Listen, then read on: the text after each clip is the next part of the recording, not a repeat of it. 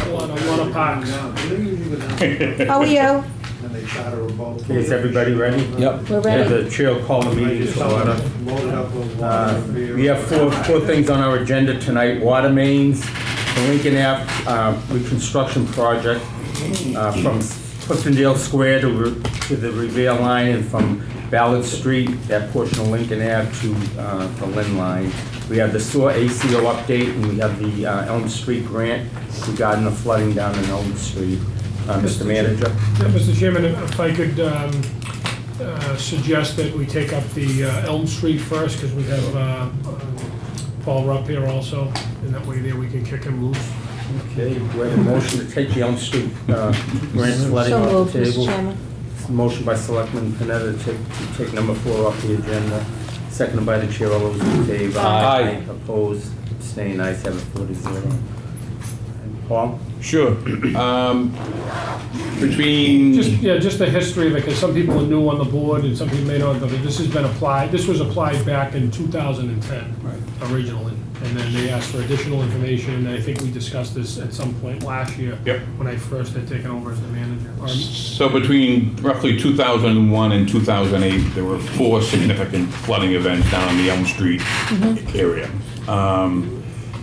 Then some, and Paul can give you some more details on MEMA money and FEMA money and when and how that becomes available. But in 2010, we filled out an application, and this is the application, so it's really no easy task, with the help of Paul. And we submitted an application to MEMA, which is the Massachusetts Emergency Management Agency, for funding to mitigate the flooding in that area. MEMA's job, and Paul, maybe you can speak to this, as to how that process works, MEMA to FEMA. Right.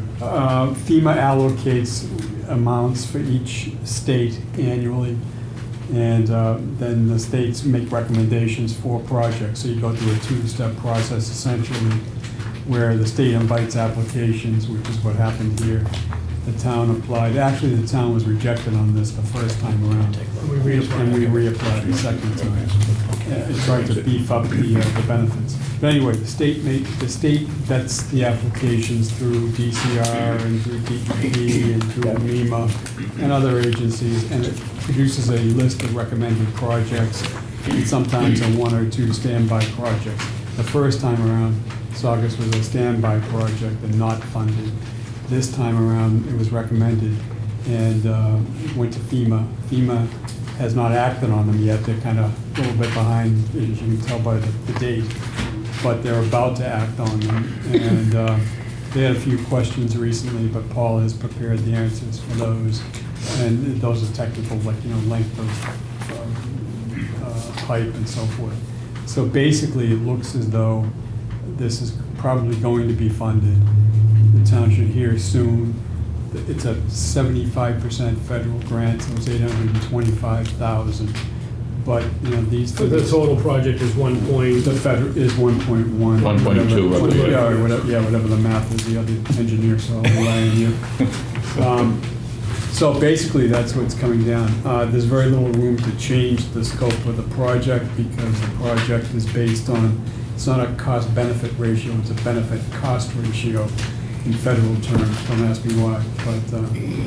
So the issue now is really that they've asked for additional information, the town has provided that. Right. And, I think we're looking for, at least from the board and from the town, is that, to some sort of affirmative, direction, so that, because one thing we don't want to do is when you apply for these things, if we don't, for some reason aren't going to move forward with the project, we don't want to tie up the money, and that sort of puts us in a bad light in the future and causes, administrative issues. So it's sort of, that's something we have to look at and discuss. So we're talking about removing the bridge? Yeah, maybe I can give a little background on the project. It's a lot more complicated than you think, and just take a bridge out, is all these regulations and different things you have to deal with dredge, opening it, widening it, and causing more flow of water. There are basically 2 problems down at the area. One problem is the Elm Street Bridge, the culvert that's under it is undersized, so it causes a backwater effect in the river. So when you get heavy rains, the capacity of that culvert can no longer handle that heavy volume, so it backs up onto the streets, etc. The second problem is the drainage piping within Elm Street itself takes all that water coming down that hill and really doesn't have the capacity to get it into the river, because that piping discharges before the bridge. So we have the problem of an undersized culvert. Now you're trying to get a pipe full of water into the river, and the two just don't work. So there are multiple solutions. One is you remove the bridge itself, so freeing up the river to have more capacity in it, and put some new piping into the streets. The second would be a much larger culvert, and the third would be kind of a bypass culvert, which we did over in Shute Brook, which worked very well. The problem is you need this benefit-cost ratio in order to get federal funding. So we don't look at the cost of every single alternative. We look at which alternative can meet the ratio that they need to give you money. And the only option that meets that ratio is the removal of the bridge. So you may not, if someone doesn't like the removal of the bridge, the problem is anything more expensive, you will not get the federal funding because that ratio no longer works. There was about $600,000 in damages. Something like that. It was pretty well documented. I mean, if you look at the handout I just gave you, there are plenty of pictures in back, and there are many more in the full-size report if you'd like to look at them. But And I think what we talked about prior to this, or even when I was on the board before, is that to replace the bridge outside of it with other funding, you're talking, I mean, just a ballpark, $1 million, Significantly over more $1 million to put a new bridge in. because the problem is the bridge. No, over over a I guess we're million, just throwing ballparks, but Right. it's definitely more than $1 million. Well, because the culvert needs to be bigger, not only wider but taller, you then have an elevation problem. You now have a much higher bridge there, which you now have to slope down to meet the current roadways, which are not very long. So you don't have. Short street. It's a very short street. So putting a bigger culvert is a difficult option. Yes. I, through you, Mr. Chair, I guess to both of you, I remember last year we had this meeting and I was concerned about the removal of the bridge. And since then, I've talked with a lot of the neighbors that live there, and people do not want that bridge removed. And before we go any further, I would suggest maybe having a public hearing and sending out a message from the town, as you do, Mr. Town Manager, and getting people's input into that before just taking away their bridge. I don't want the flooding to occur. I understand it's a huge hardship for the people that live there, but there's been an outcry, at least that I have heard, that people do not want the bridge to be taken down. So Yeah, it's a matter of trying to balance, that aspect, because you have the people that have the houses there can't sell their houses. The value of the house is basically, they can't, they're stuck in the house because of the flooding. That wasn't there whatever years ago, but because of whatever development and whatever's going on, their houses have no value. Many of them in that neighborhood. So it's a sort of a balance to figure out the convenience of people that want to access that to go if they live further out, or, with what the damage has caused and will continue to cause in that area. So that's something that the board has I to consider. agree with Debbie. In fact, I had spoke to you Yes. about it a few days ago. We're probably not having a public hearing regarding that. I agree. Mr. Chairman? Yeah, Tim.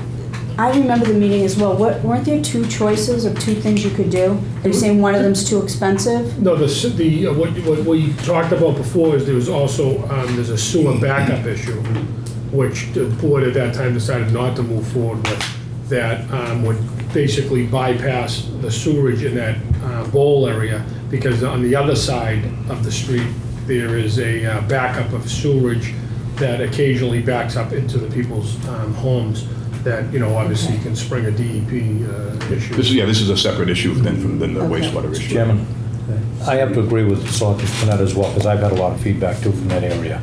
And people are very adamant, they do not want that bridge to go. So I think it's only gonna serve the right purpose to have a public hearing and let's get everything out in the open, so the residents know what's going on. And there's no way to open up the river and leaving the bridge? No.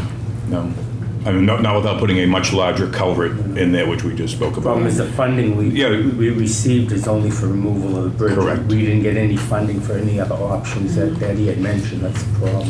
Town would have to Mr. pay Chairman. for it out of our own budget, not Selectmen's own. Thank you, Mr. Chairman. Paul, also too, the other issue that's up there, as we all know, the way that the rivers are set up, the river will have a bend in it which actually slows the water down. When it hits the bend, it's supposed to flood. It goes off and it floods an area which slows it down. The other problem you're going to have is that in order to get more water through there, you're still going to have that bend where no matter how much you try to do at the bridge forward, it's still going to flood where that river comes and starts to take the turn unless you try to straighten out. But then you increase the flow, which increases erosion and everything else too, because now it's flowing faster. Well, currently there's a culvert there, and Yeah. the culvert has a top to it, so there's the river flow can't go any higher, so it backs it up. You take that culvert up, the surface elevation of the river can rise without overtopping the banks, to a limit, I agree. But There'll it's the way that always it- be a yeah. storm that, But it's the way that it comes in from Wakefield, it kind of does this, and then it goes, so once it makes this corner,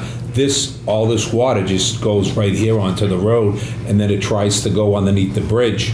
And this all floods because that's the way it's designed to do it. So if you were to straighten this out, you would probably get rid of the flooding, but you're going to increase the speed, but then that's going to cause more erosion because the faster it flows, the more it's going to pick up along the banks. Straightening out. Unless you line this all with stone afterwards to try to mitigate anything like that, Which we would, which but they've done. straightening in out a certain river areas. is not something I know you can't do it. that You can't the do it. state I know you can't straighten it out. approves So you too still often. are going to have, to a certain degree, where the bridge is, and this is Central and this is Elm, you're still going to have the flooding right at that guardrail for.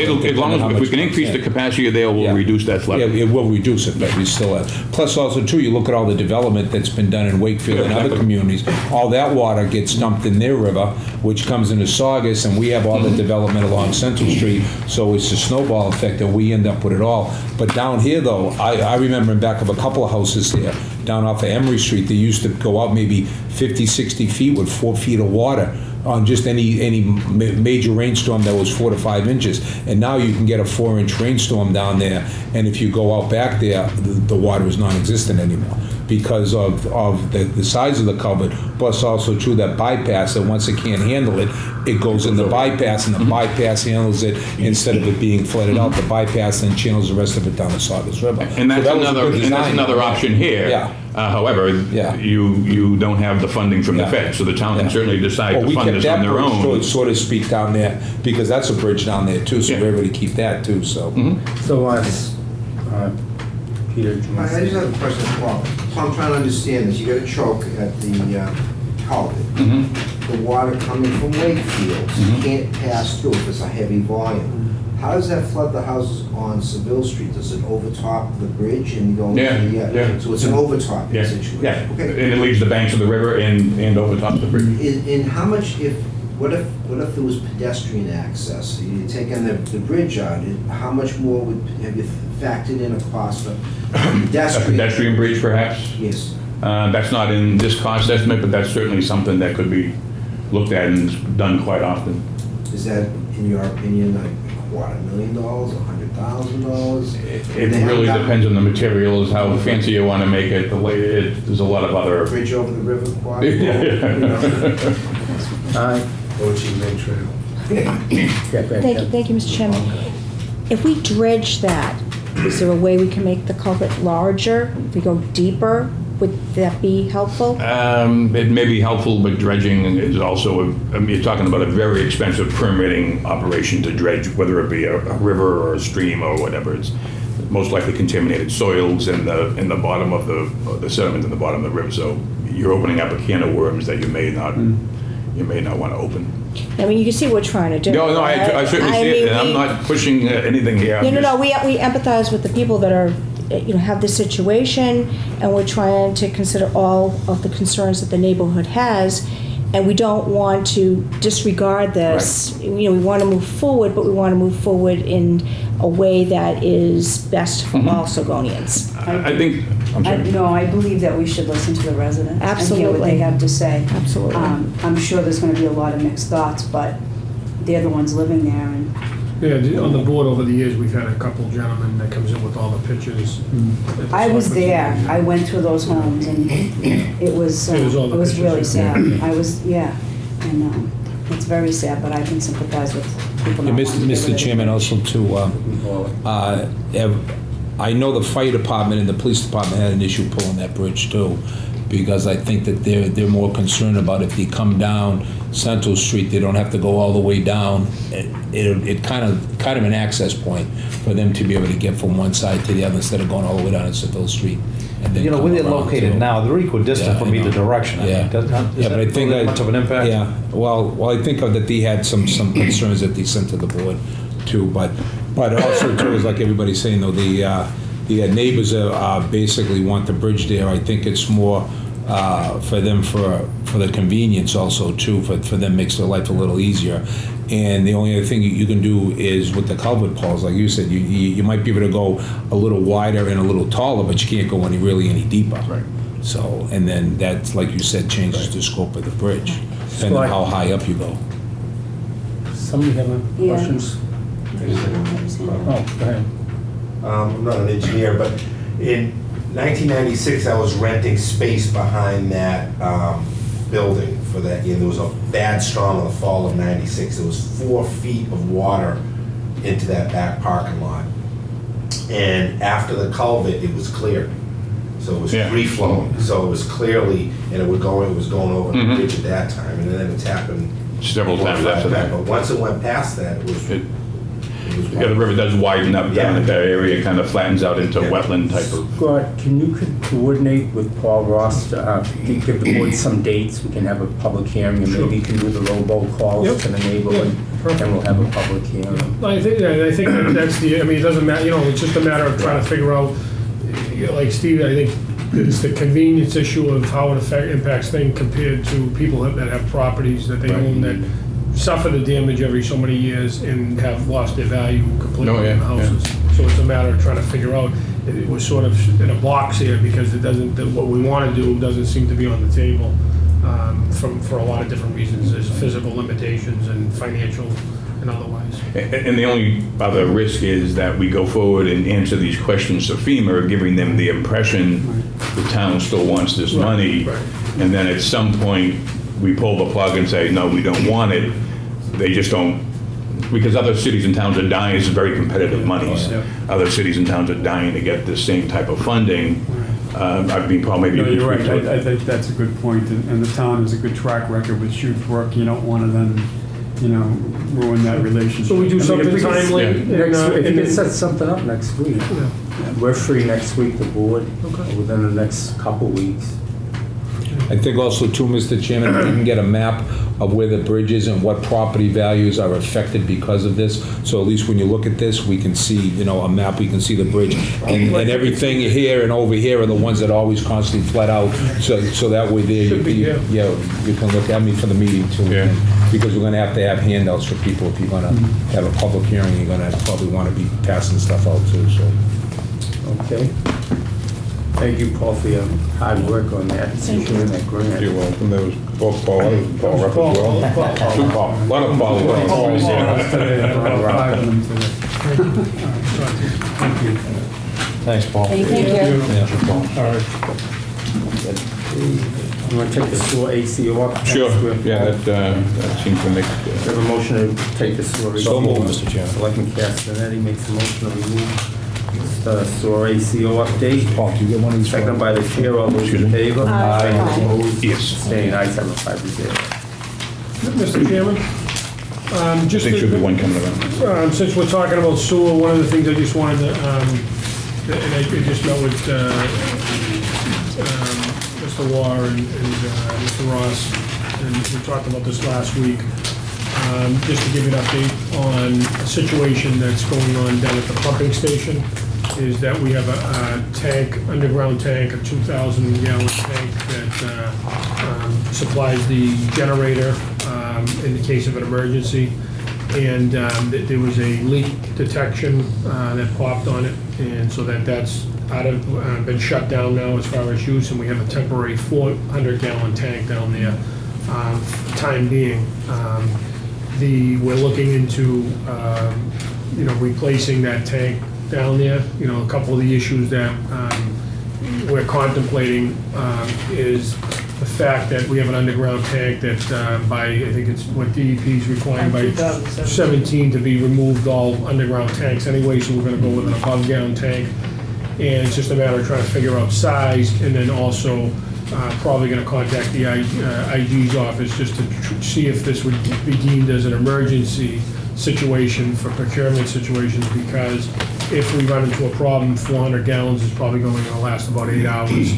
And, we don't want to be in that situation, so we're probably going to try to get an opinion, and that would allow us just to get written quotes with a scope of work to move forward, rather than go through a whole bidding process for it. But, we're going to figure that out, because we're going into hurricane season. Once we get into the fall and the winter, we do lose power, and that can become quite an issue if we lose, power down there and don't have the fuel for the generator. That's the heartbeat of the sewer system.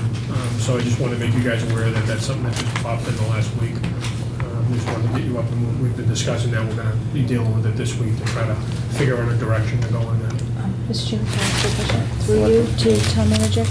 And how long do you think that was leaking for before it was detected? Well, we're not even sure. It's just, if you want to... It's not really a leak. It's the pipes going from the tank to the day tank inside the generator room. They're not being able to pull the prime. So those pipes are rotted and leaking. The underground, 2,000 underground storage tank is inside a concrete vault. Mm-hmm. So there is no leakage that we know right now that we Okay. can define. But we have to get that out of the ground and get a new tank there. When hurricane season gets here, or the rains, and the snows, and the power outages, we want to be able to pump the sewer to Lynn treatment. And the whole process, just so you understand, in this aspect is, quite involved with the conservation and everything else. Just to move on with this, to even remove it, and then if there's contaminated soil, if there's not, and then to put another type pump in, because they have a lot more regulations, and that's what we were sort of talking about, having all the piping above ground and whatnot, because underground now they want leak detection systems, and there's it's complicated in that sense, but there's the process to remove and even put a new tank in is quite extensive. Was that identified in our ACO program? No, that just come up a week ago. Really? Yeah, during general maintenance of the generator down there. Yeah, we have a company that goes out, and then the pipes that lead to the tank itself are the ones that are having an issue. And what do you anticipate this costing the town? I guess it's hard to say. It's hard to say right now anyways, probably between 20 and 40. Yeah, probably. The unknown is there any contaminated soil around the tank from any leaking diesel fuel, which would have to be cleaned up, and that's an unknown quantity at this point. I see. But it's nothing, I think, to the extent, like, there's no evidence of anything leaking in the ground. It's in a vault. It's just the piping and the priming, the pipes that lead to it that are obviously more exposed. But it's something that, essentially because of that, it's shut down, so that we don't have use. We have a temporary tank above ground now. It's 400 gallons that we're renting. And, this is something that we want to make sure we deal with in case, hurricane or power outage. It's a major, issue, but we're going to figure this out in the next couple of weeks. And even with there's a process to it, so it's pretty extensive to get it up and running, to actually replace it. We're going to be exposed a little bit for some time, but obviously 400 gallons, you have 8 hours. It's a matter of making sure that we're able to get more. Was it diesel down there before, if it runs out, and, to keep it going, whereas 1,000 would give you, maybe 2 days worth in a 2,000 gallon tank. And we're talking about now what size tank, because there's different regulations. The bigger they go, and maybe a 1,250 gallon tank might be the right fit there above ground, and then we're in compliance. How long does something like that take to do? We had to, because you have to put the designs, the scope, and then removal, right, Paul, it's pretty... I mean, the actual construction, once everything is in place, probably should not take all that long. Once they order all the parts and the tank itself, you're probably talking a couple of weeks of construction, but it's just getting all the pieces together in order to go out to bid. Plus the process, right, the bid, and then you have to go through conservation, and there's quite a bit of that unless we look at it as, and see if the IG determines this to be that we're exposed in an emergency type situation because of. Well, you're talking about hurricane season, that's not too far away. We're in it now. Yeah. Started June 1st. So we'll be on that and I'll keep you updated, but we're gonna figure out a solution one way or the other. Mr. Chairman? Thank you, Mr. Chairman. Paul, I was going through these, and I know last time I always bring this up, which is a good thing with this project too, which is that, and these numbers are getting better and better, because I know we basically just about spent what we thought we were going to in 2007. In 2008, we spent $2 million, we budgeted about 2.7. 2009, we spent about 2.7, we budgeted 4.1. In 2010, we budgeted about 3.9 and we spent about 3.1. 2011 was about 2.6 million and we budgeted 4.1. And here's the one that's really phenomenal. And this is accurate for 2012, the closing out. It is, and there's a reason for it, Okay, which I all can right. explain as to why the costs were in Yeah, much because that lower than. one was 700,000, and we thought it was gonna Right. cost 3.7. So just adding up quickly, so far on the project to the ratepayers and to the town itself too, and to everybody that has to pay these bills, we saved $7.1 million on this project, which is a good chunk of change. That basically comes out to, we're talking a $28 million project, so that's coming out to almost 25% of the project, I agree. which is good. So we have other things that pop up, we still have our contingency for money that we expected to spend that we haven't yet. So if there's other things that might come up we might want to do, then we might be able to go out and do something else and take out another bond or get another set of plans to do some of these places we didn't think we were going to be able to do. I think the town has benefited from a poor economy, so there's very hungry contractors out there. Which is good. The technology of trenchless technology is getting more and more common, so there are more contractors doing it. We actually had somebody that bid this last job from Iowa. So there are people all over the country interested in doing trenchless technology in Saugus, so all that is good. We'll skip ahead a bit. The reason why 2012 was so low, that particular subsystem ended up having a lot of PVC pipe in it, which was in good shape. So we did not line that pipe. But the last time I updated the board was just about a year ago, and if you turn to your first map, it just gives you a sense of what's been completed and where we, in the areas that we have remaining. The upper left, area 6, 2013, we just opened those bids a couple of weeks ago. So that work will start very shortly, continue through the fall and early winter, and be finished up next spring. So the next page will tells you just what's. We're about 95% complete on subsystem 6B, which was last year's. So that's basically some small cleanup stuff. As I just said, there are 3 contracts we just opened bids for: pipelining, service lateral lining, and manhole rehabilitation, which are all being awarded currently, and construction will start on the pipelining this fall.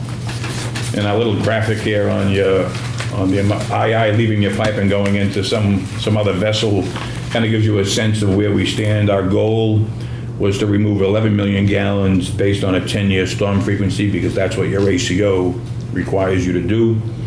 We've removed about 6 million gallons to date, so we're right on target.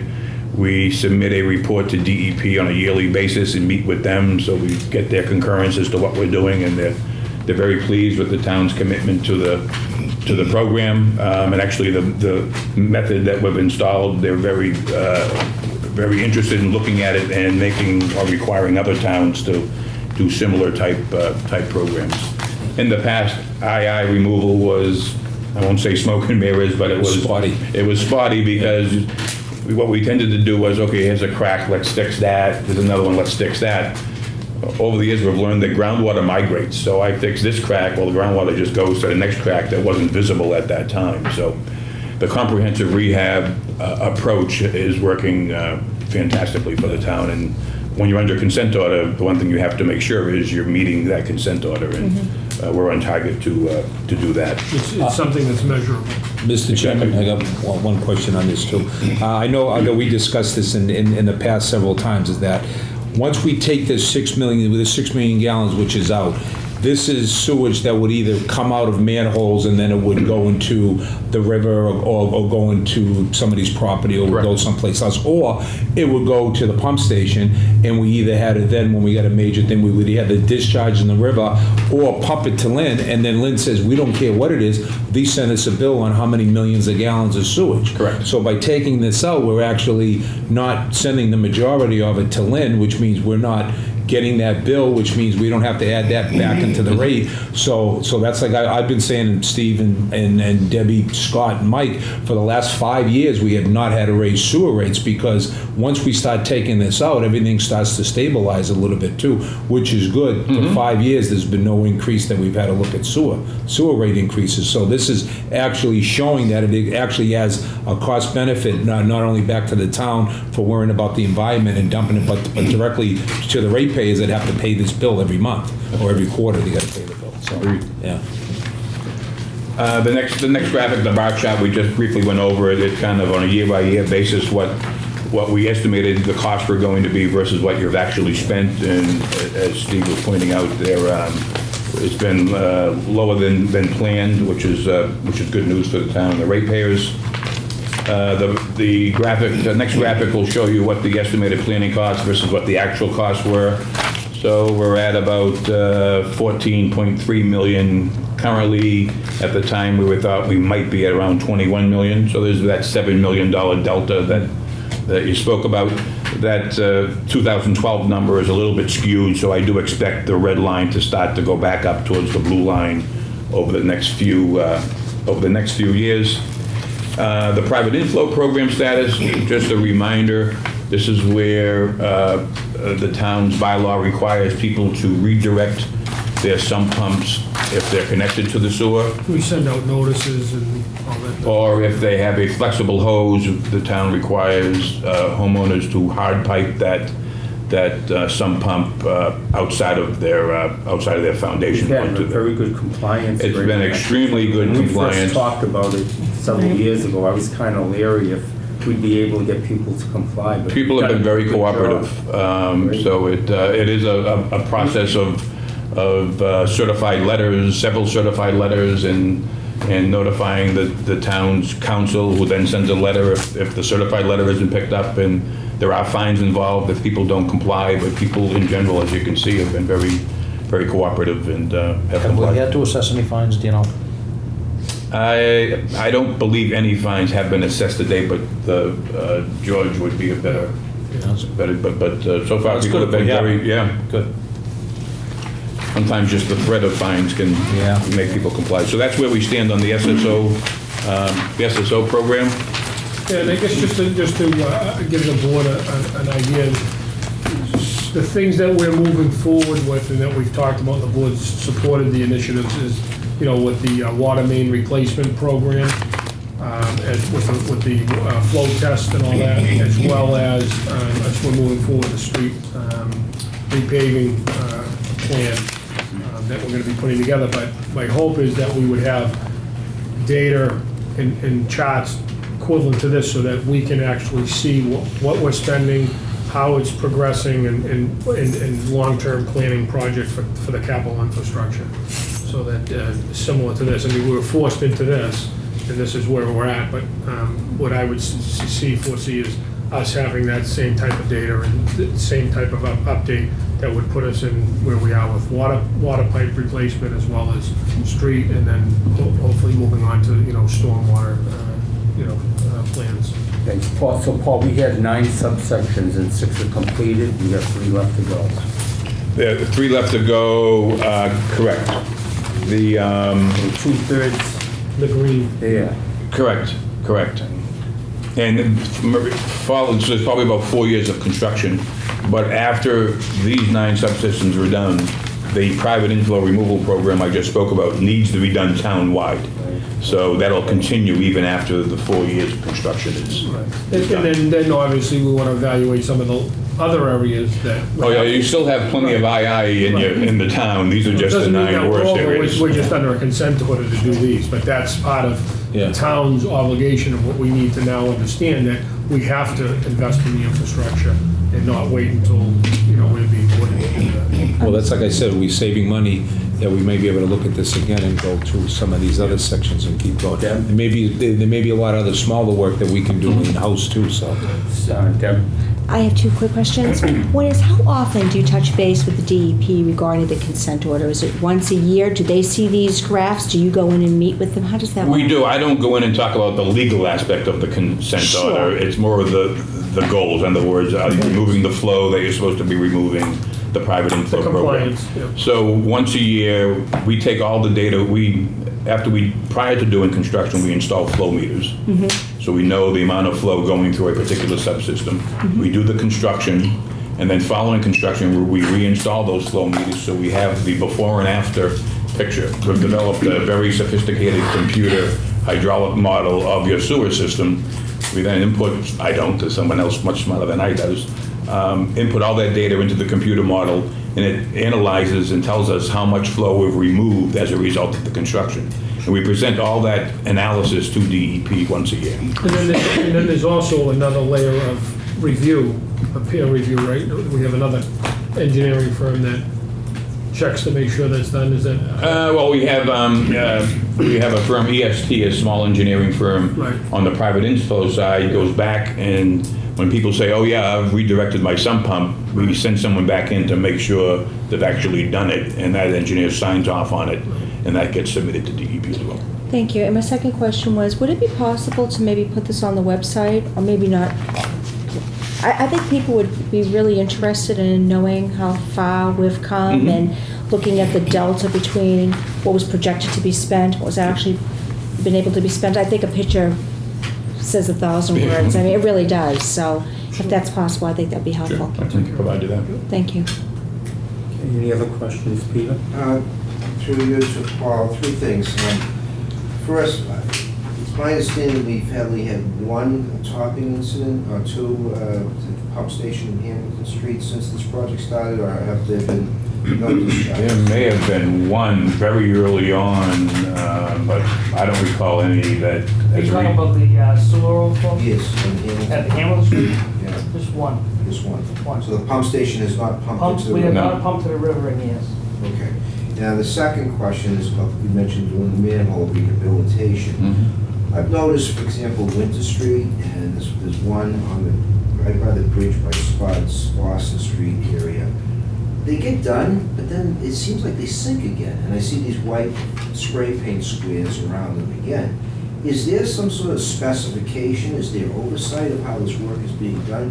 Because although the manholes are being rehabilitated and raised, they seem like they start sinking again Well, within a few months. I mean, most of the manholes are not being raised. By rehabilitation, I mean, we go into the manhole, we clean it. If there are active leaks, we pump chemical grout into the active leaks to stop the leaking. Then we spray a cementatious liner throughout the entire manhole, probably depending on the thickness, maybe a 1/4 inch, 1/2 inch thick. And then the chimney of the manhole, which is the stack of bricks that hold the frame and cover, that is also has a coating put on it, because that's where a lot of II comes in. I would say 90% of the manholes we touch, we are not cutting pavement or anything. So what? Am I remortaring the No, bricks? no. So- Only in certain cases. In some cases, if the frame and cover is in very poor condition, we replace the frame and cover. In that case, they'll cut the pavement and replace the frame and So cover. that's a separate issue with this Yeah. project, but it is happening. Well, they do seal on the outside of the manholes as well as the inside.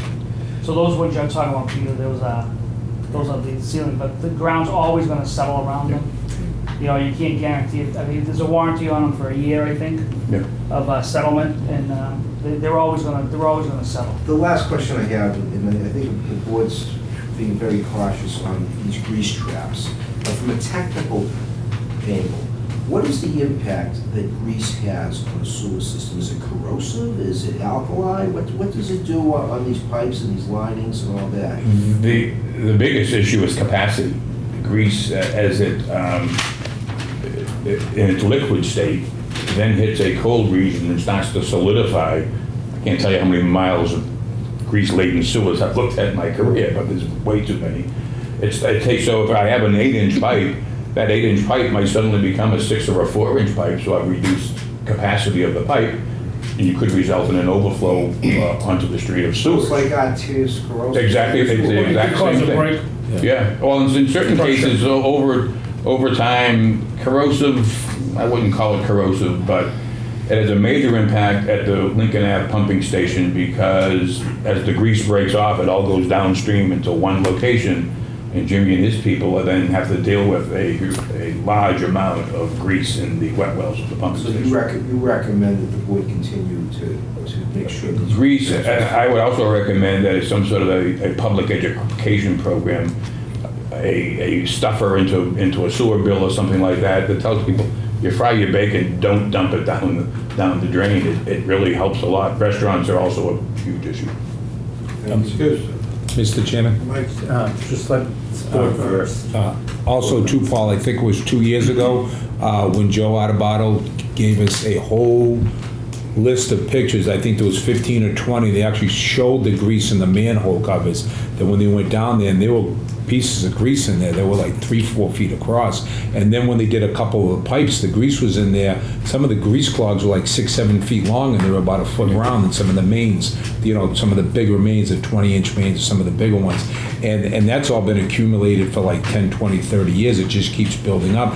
And I think he still has that, or we might actually still have it on file, because I know you presented him at one time, so that would be, you know, as far as for, you know, we maybe put some of those up on the web too to show people this is what happens when grease goes into the system. As part of our construction inspection, the contractor does the work, and we inspect it immediately. And then a year later, before his warranty expires, we re-inspect it. We have seen cases where the grease has reaccumulated in an 8 or 9 month period. Wow. In a newly lined sewer. Yeah, but you know what that sewer system is covering, so you know that all of these houses or these businesses or here are going into this one main that's going down, so you can kind of know that if there's a lot of grease in there, you can start to look at, well, what's in the area? Is it residential? Is the businesses in there, or what type of businesses? So at least then you know, you have a good idea where the grease is coming from, so. Okay, Bill? Mike, through you to Paul, do you believe that the board, the selectmen, should stop giving waivers to these restaurants to slow down the grease, because we're actually restricting the flow? And if the Board of Health comes along and they want exterior grease traps, but then we have a Board of Selectmen that come in and they override and they put waivers. So I do can't you comment on that. believe that we should eliminate the waiver system? That's not my realm of expertise, Well, so it's a question I'm asking you. grease is a problem in sewers, that's all I can Okay, actually so speak I to. think we should override. Yeah, but Mr. Chairman, I think that all goes to, and same thing, Bill, it depends on what they're doing. If you have a place like 7-Eleven that just bakes bread and they're not using fryer-laters or anything else too, in the past, depending on what the menu is with the fryer-laters and everything else, I know that there were places that actually took the fryer-laters out so they wouldn't have to put an external grease trap, and all they do is they just serve sandwiches, or they serve other stuff that basically it doesn't create a grease issue, so. I'll just say- I think it's a case-by-case. Grease is not unique to Saugus. Yeah, I know, it's not good. I know, it's So, not good. Mr. Hollick, I think most of the fryer-lated grease is sold. It's not put down the drain, they sell that stuff. This is all small drain when you're washing the dishes, you're washing your frying pans, then a lot of people are gonna get rid of it that way. But most of the big places, they sell that fryer-lated grease back. They probably Mr. Chairman? pay to have it removed, huh? I have a fryer Not giving later money. at my snack bar, and I do dump the oil, and I send it off, and it goes to a restaurant where they get rid of it. But when I have to clean all that equipment, as much as I wipe it out with paper towels and everything, there's a lot of There's grease a lot that of grease that still goes in the drain, goes yeah. down the drain, no matter how much I clean Yeah. it. So, And grease that's on dishes, butter and stuff like that. Everybody all set? Yeah. With the sewer update, next issue, Mr. Manager. Is Paul here for both the water mains and the Lincoln Ave? Okay. So we'll go back Under to Lincoln Ave. Water? Yeah, yeah. water main? Water, yeah. Okay, we'll do the water. I mean, just that we're in another year in which the town has received MWRA funding for the pipeline assistance program. I think this is probably the 12th, 13th year that the Yes. town has done that. It's a very good deal for MWRA communities that do participate in it. That project was just, and I apologize, I don't have handouts for all of this, but the area is Pratt Street, Fairmont Ave, Boulder Road, King Street, Shore Road, Ernest Ave, and those are the streets that are being done this year, which will start currently. We are at the same time working on the water facilities plan, which would be similar to the wastewater, where we've built a hydraulic model of your water distribution system, and we're looking at areas that have insufficient fire flows, areas that have pipes that are too inadequately sized, so you have pressure or volume issues. And so probably within a month to 6 weeks, we should have that finalized with a CIP, and we'll sit with the manager. This is the initiative that you guys Sure, go support right ahead. regarding a GIS system, so that everything will be in an overlay in a computer. I'm surprised it's completed this soon. Right? Well, we were working on it, yeah, quite a while. We have, 8 months. yeah, Jimmy and his people have been dealing with paper index cards for service connections. We have scanned all those cards, and the DPW now has a laptop in which, if they can put in the name of the street or the address of the street, and the card pops up. So when you get a break in the field, the field staff doesn't have to run back to Main Street to find this index card. So it's a much more efficient way to operate the department. So the whole town's on this system? Excuse me? The whole town This is on is this for the system? water model. This is for the water model. For the water main. The town does have a GIS, but this particular one is for the water model. What's a GIS? And also, Geographic Information System. Oh. So you take mapping and you apply data to the mapping, and through the magic of computers, you can do a lot of things with them. plus also too, Mr. Chairman, through you, over the last few years, especially up in Golden Hills, when they were doing most of them up at Sweetwater and up in there, so many people up there were so happy that they actually had water pressure, because there's been sections of the town which for a number of years have had very low water pressure. Once the pipes were replaced, people have finally understand that you can run 3 things at once in your house and you don't lose water pressure. So that's actually doing, that's actually helping out everybody. Plus with the fire hydrants, because I remember one time about 4 years ago, we had a big list of fire hydrants that were on the blacklist that basically had, I think it was 1,200 gallons a minute. Supposed to less than that. And that becomes a problem, because then if you start having a fire, you need a certain amount of flow. And plus with all that data mapping too, you can just send it out to somebody's smartphone. So if they're in the field and if they have a smartphone, you can send it right to them and they can punch it right up, and then all the information is right there and they can just read it, and then so it makes it a lot easier once you get all that data hooked up too. It actually works. Correct. So the CIP will have some recommendations on taking care of fire flow issues. There are still issues up on Route 1. And Jimmy has had a couple of breaks up by the Gas gas station, that's station. something that we're trying to put on the priority list yeah. now, because we've had, I think just in a year, we've had 3 breaks there, and, unfortunately, all of Route 1 has been completed except for this pipe that has, it's our pipe that comes across Essex Street over the Hess gas station and over to Gibbs, that is onto 99, Right. that needs to be Yeah. replaced. It's a 6-lane, Where was this across one? a 6-lane. That's at the Hess gas station. Oh, So it That was goes last over the week. bridge? No, it goes under where the Hess gas is just station is. the most It's recent Essex one. Street, and it goes over the 6 lanes. Okay, it doesn't go physically under the Essex Street Bridge? No, Okay. goes towards 99. Okay, because that's where they had that tanker fire. Right. So do you think maybe, I don't know, they wouldn't know, it was too deep to be damaged? No? Yeah, Okay. it's tough to say. This Yeah, is okay. There's a little it's bit old of pipe. salt It's- in it's- Can I ask you 2 questions? Sure. Through you, Mr. Chairman. How come you're not doing all of Fairmount and just a piece? And how did you decide which streets to actually do? Jimmy's That doesn't helping. mean that's all we've done. That's all we've done under this program. Right. So there might have been other portions of it done. Let me Okay, answer Jim, your you go question. Here's the ahead. question, that Fairmont Avenue, most of all Fairmont Avenue is PVC. It's brand new pipe, it's been there probably since the late 70s. Up in that section here, there was 2 water mains. Previous years, we got rid of the section of 6 inches that kept breaking and transferred the services over to the other pipe. This is the short section just to finish up that section of Fairmont Avenue, right up into Wonderland. That's as far as the pipe goes. It doesn't go to the limb all the way. So do you use this GIS system to decide which streets to do?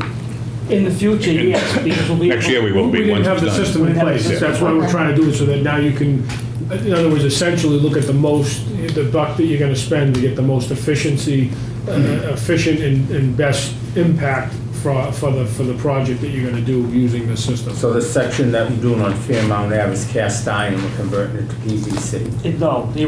Ductile iron. Ductile iron. Duct iron. So Deb, Debbie, just to reiterate, and Paul could probably explain it better, but essentially with the system that we're gonna have in place with the water main replacements, is that they can test, water test, flow test, and come up with an area to say, okay, well, if we replace this pipe, we'll be able to improve 100 homes' water flow, opposed to just saying, geez, we had a couple of breaks here, in the last 5 years, let's fix this pipe, and it may only affect 10 homes. And that's, if I'm explaining it correctly, that's what we'll have in place, so that we now can be more efficient at picking the critical pipes to replace sooner, so that they will have better effect on more users. So, just to follow up, so the new system obviously will have all this information in it. So how were you doing it before? Was this what you were talking about, the index cards? Yes. So you were it was kind of a warm and fuzzy way of trying to figure out We the identified the problems impact. with water quality over the years, the problems with water breaks, fire department concerns, volume of water needed for a fire hydrant. I see. All those are taken into consideration. Then we look at the surrounding areas. If the other streets in the other areas have good hydrants, good supply, good capacity, we do a couple of test pits, check the street, it's the pipe. So do you do you have a priority list? Yes. So not only these few streets, but you have The another. small streets that we've been trying to get through over the years Right. to get to, yeah. But part of when we have the flow test system and the new system in place is going to be taking all that into consideration, because we want to have the biggest impact. Sure. In that sense, and that's what we have in it. This is going to give us better data to use to make better decisions on which infrastructure we're going to replace first and prioritize. The other factor is the MWRA funding is only to replace unlined cast iron pipe. So that's the first criteria It's a different for any funding street source. that has to be replaced. It has to have unlined cast iron pipe. So you may have a street that is in worse condition, but it's not unlined cast iron pipe. And this speaks to the same issue that we've had with the street, unaccepted street issue, as far as that you may have Chapter 90 source of funding for accepted roadways, whereas if roadways aren't accepted, we sort of, I kind of talked about it at town meeting, is that we replace water pipes or sewer pipes to pave the roadway, and we need to start making better decisions and then identifying a source of funding, so that if we put a 10-year or 20-year street repaving maintenance plan as well as a water replacement, we can sort of, and sewer, we can look at all that data and find out, okay, geez, if we're gonna tear this street up, let's not do this now, or let's wait to do this, and we can do 2 of the pipe replacements there, and then put new, reclamation of the street and new curbing and sidewalks. So we're gonna have a lot more Things data gotta be coordinated. coordinated to see what we're gonna do, and it's the bigger impact. And that's, I'm sort of a methodical, logical thinker, and it's, without having this, it's very difficult. Like I say, well, how are you picking the streets? Well, geez, and they're pretty good, but, we had a few problems here, we had a few problems there. It's sort of, okay, well, we don't have funding for those type of streets or those type of pipes, so that sort of gets put on the back burner. And that's what we need to have, that data, so that we can say, okay, town meeting, okay, so here's the budget. There's a budget for unaccepted streets. There's a budget that's for not pipes, water pipes that are accepted under this program. And here's the different sources of funding, and here's the priority list. And that way, there we can, I think, make better decisions moving forward from a management standpoint.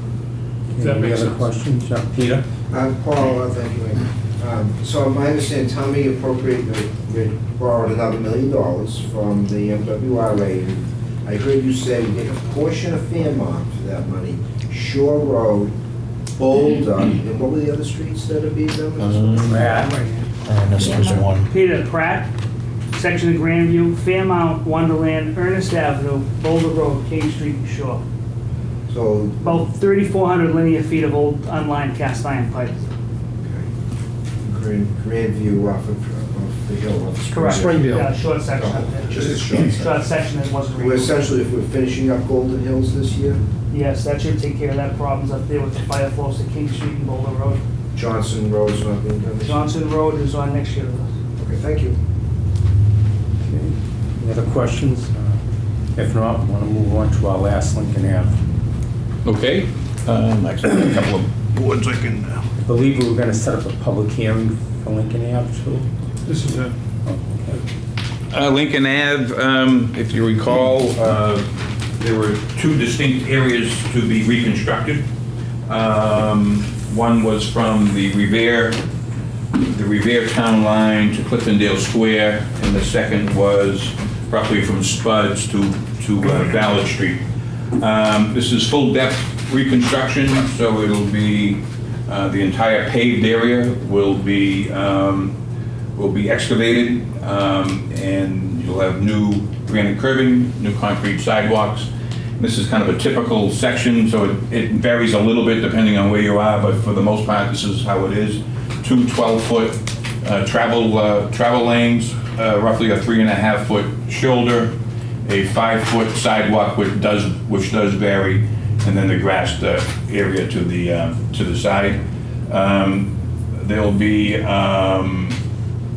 construction potentially should be starting September 9th. The contractor should be out there, probably putting barrels out in signage, etc. And September 16th, actually starting his excavation. We met with the contractor and public safety about a week and a half ago, Jim. That's correct. And at that time, we all decided that it would be best that he focus on one end of the project instead of both ends with the winter coming up. So he'll focus on the Revere end of the project, and he believes he can get the entire project done this construction season. So probably with the exception of trees or anything like that, final cleanup. But as far as a travel roadway and hopefully concrete sidewalk should be done this construction So that'll season. go from the Revere Revere side Town all the Line, way to Cliftondale Square.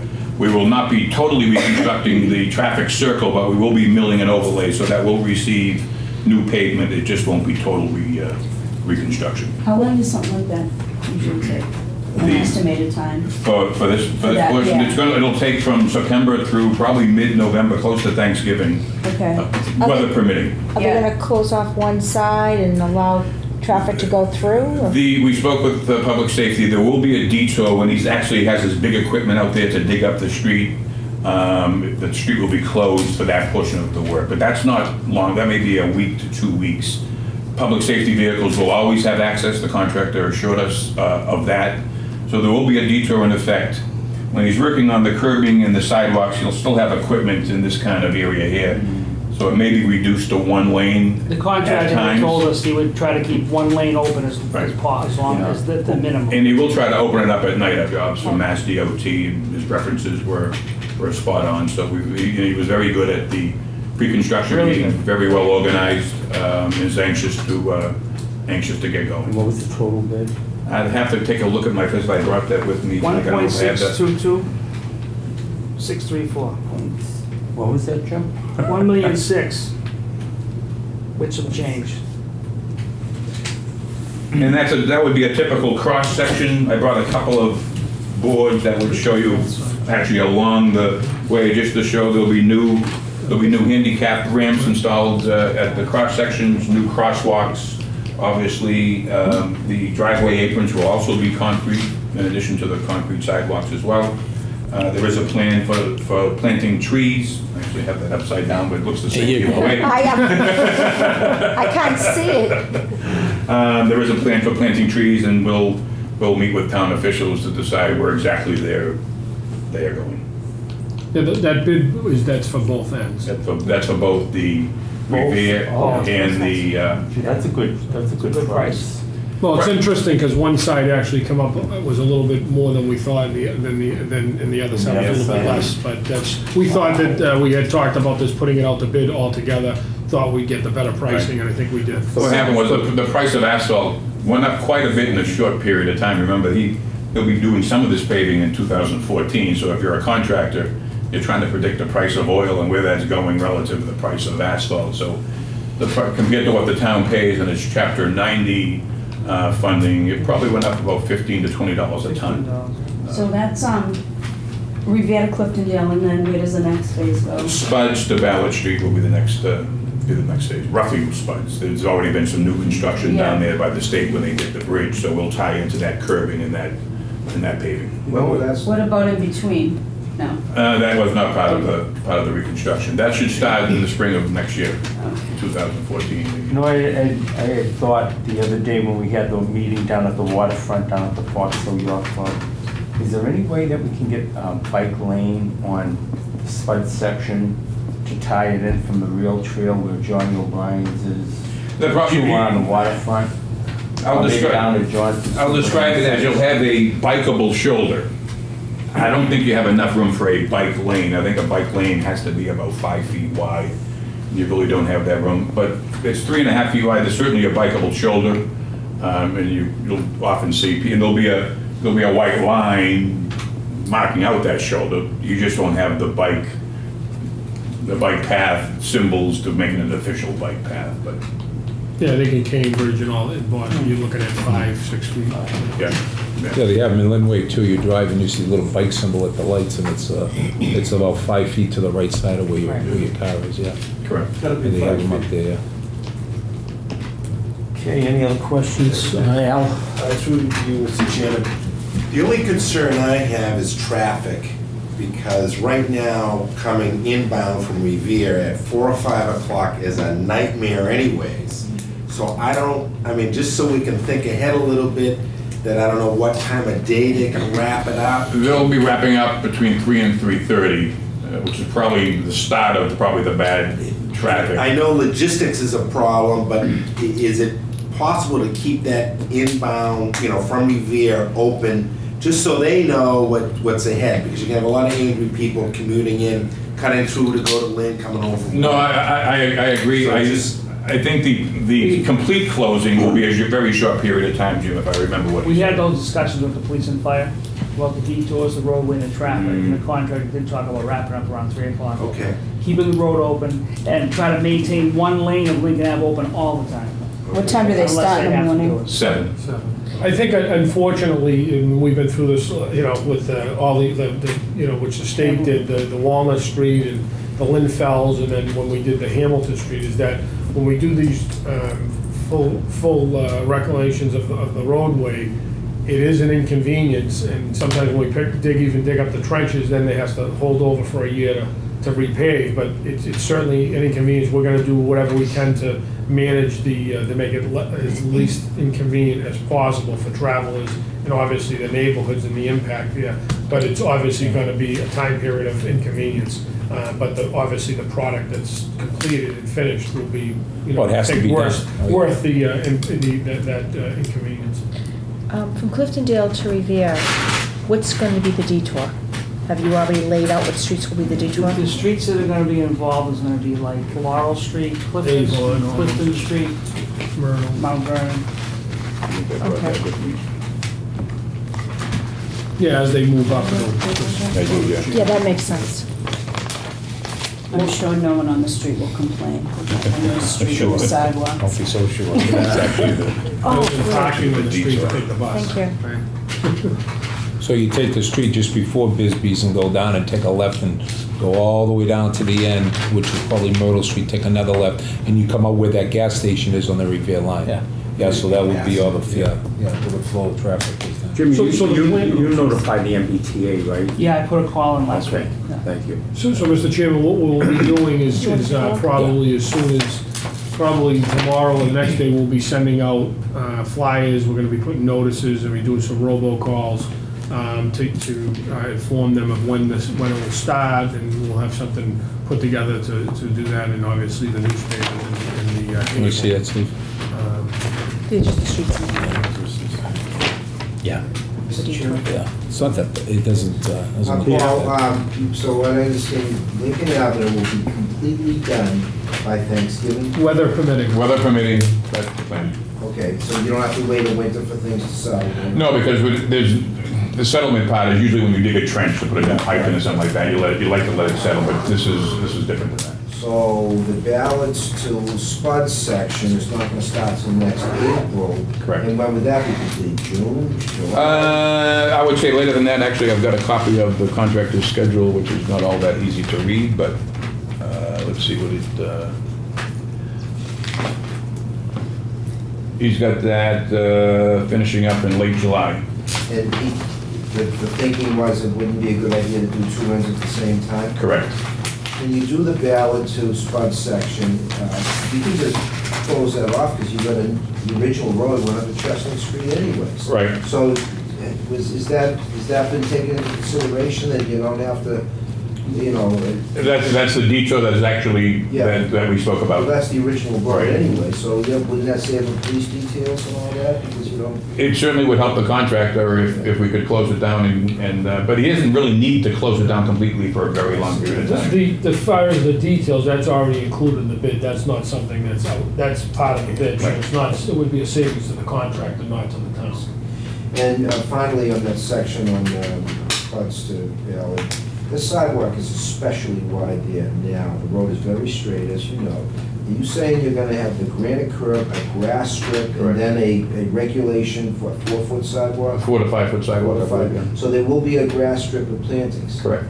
Okay, and to the board and to the manager, you know that the parking, there are people that feel it's a God-given right to park on those sidewalks, even though we have a bylaw that says that they can't. And I think that's an issue that needs to be addressed with some clarity and so forth, because there are, you know, as you know, there are no curbs. People have just melded their driveway into the street, and this is an issue. So I think that's something that we've got to anticipate going forward, is that people feel that they have this right to park on these sidewalks, but they won't be able to do it now because they're going to go in this new grass, correct?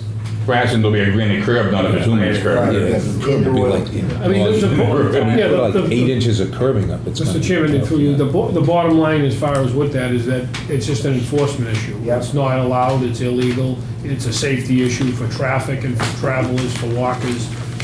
So it'll be something that will just have to be enforced. And the double poles will all be rectified before the construction starts? That's not, Because you have double poles down in that section of Lincoln Avenue, so I hope, Jimmy, that Verizon gets contacting I've been on their ass every week. and they want, you've been asking.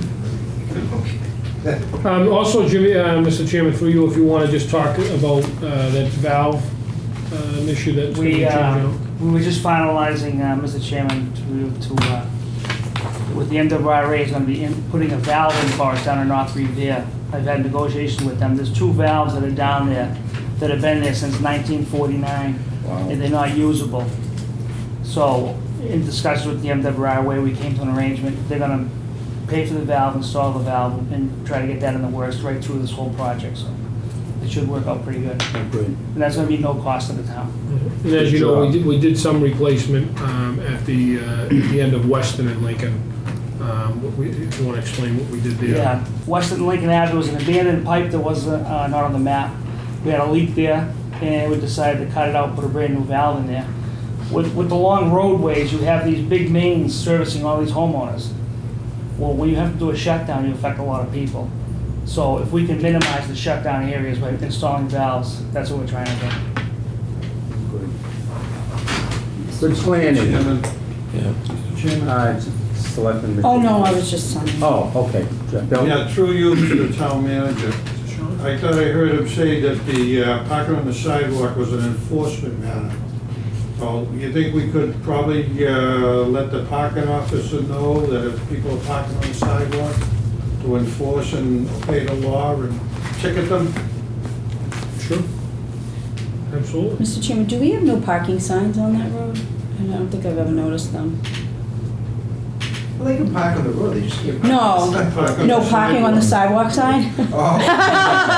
I Maybe think we could put some of those up. once the granite curbs are installed, they're not It's gonna like be putting able up to. signs, don't walk the bank, you know? Well, it's similar, And if they do. well, Mr. Chairman, it's similar to Hamilton Street. Once the curbs went in, if you're gonna write up over 8 inches of curbing, you're gonna do damage to the tire. Yeah. You get up on this side. driveway and you go. Well, that's what people do. They go and You back they up. drive up along the curb. Like, Steve, they have driveways. Is, No, I'm talking about, that's how you get onto the sidewalk without going over the curb. that it then? And you're sinking the grass. Mr. Chairman, one other thing before, I just want to give you an update. Mr. Manugian brought up at the last meeting on the 20th about the other bill that's sitting at the legislature. I don't know if anybody followed up, but I called the State House the next day. It came out of the third reading on the 22nd, Yeah, and it's in the House now. It's been in the House for almost a week, so Right. maybe a I phone call. got the to email on the Senator McCain might- 23rd, so I got an email Okay. on the 23rd. I Just so spoke to everybody knows. McGee's office yesterday, and has not moved from the House clerk to the Senate. Once it moved from the House clerk to the Senate, they can act on it. But Julian Rapp, as we stated, needs it by the September 27th. All right. I heard it was in the Senate already. It maybe went there today. Okay. It's only in the House. I received an email I that said got it an was email. engrossed by the House, Yeah. so I would But imagine it's over at the Senate. procedurally, Yeah. though, what happens is that it's engrossed in the House, and then the House has to transfer that over to the They clerk have to in the vote. Senate. Oh, No, they don't have to vote, it gets engrossed, they've already voted. Oh, okay. It's just a procedural issue that goes over, usually it goes over pretty quickly, a bill, and then it would be put on the, what they call it, orders of the day in the Senate, opposed to the calendar in the House. But once it's put on, then they have to do the Waiting three for it. readings. Actually, yeah. They're waiting. Okay, Motion anything to else? adjourn, Mr. Chairman. Selectman Castellano makes a motion to adjourn, seconded by the chair. All those in favor? Aye. Opposed, abstained, ayes have it 5-0. Good night, everybody. Keep those savings coming, Paul. I said a quick one.